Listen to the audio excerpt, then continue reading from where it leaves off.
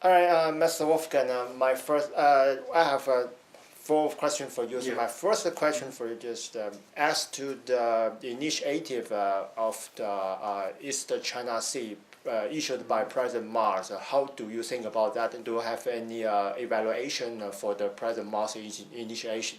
Thank you, please. I think it was a splendid idea from President Ma. It's really a good friend of the European Union too, to take over this initiative. Because when you look at the map in this area, in the sea, then you can see how many conflicts are there. And I think it is important that somebody who is so experienced like President Ma to go over this initiative to demonstrate that Taiwan is interested on a fair and peaceful solution. Mm-hmm. Okay, my second question for you just furthermore, the Taiwan's government would like to organize a conduct for the East China Sea. So do you have any opinion or do you have an idea for Taiwanese government on the issue, please? Yeah, when I've heard firstly from this code of conduct, of the proposal of President Ma, I liked it. And when I read part of it, so I think it's really important to find certain points, like he has done it, to propose it to the other nations there in the region, especially China and Japan, who are the most involved now.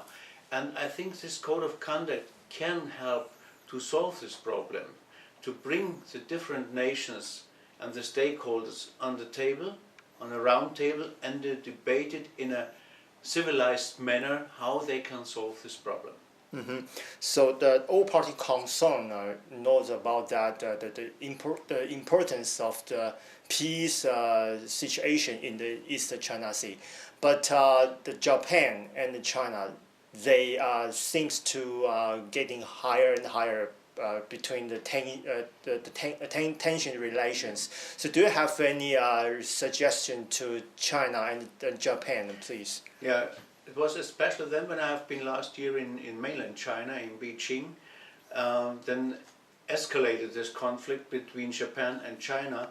And my advice is, as a German, and we know what it means a separate country, what it means to have the North Sea, that they should look on the history how we resolved in the European Union these problems in the North Sea. There are many more countries involved, and they are closer together than in the China Sea. And I think that they have to de-escalate. I know that there are always internal problems. Now is a new government in mainland China. Mm-hmm. And I think a part of the tension was due to the nomination for the new government in mainland China. It was especially this time when the Congress has been convicted to form a new government and to be convinced on it. But now they can bring it down, they can de-escalate it, and they can come to a peaceful way and to a common solution. Because there are so many troops in this area.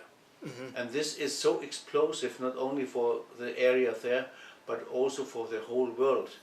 When you look at the interests of the United States, when you look at the interests of the Philippines, of Vietnam and the other countries, they all will be involved, but the key players are in the moment mainland China and Japan. And only to start a fight because a few stones in the middle of the sea makes no sense.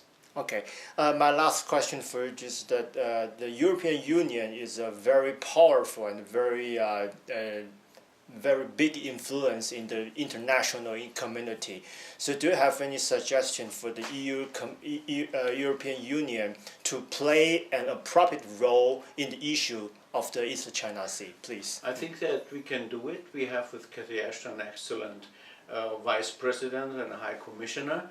And I think also that our 27th ambassadors of our member states countries, who are very often there also in China, should be involved and represented by the European Union. And I think it's one of the targets of the European Union to solve the problems worldwide in a peaceful way. I've been the chief observer for the elections in East Timor in 2001, in Guatemala and other countries, so I know that the European Union has the power to bring a peaceful solution and also to influence not only on Japan but also on mainland China, that we can find a common solution. And we have this many, how can I say it in English, the examples in the European Union that we have peace since 1945. And as a German, I know what it means, peace, and that there is always a peaceful solution, but both sides want to have it. All right, thank you very much. And okay, very good. And let me check if everything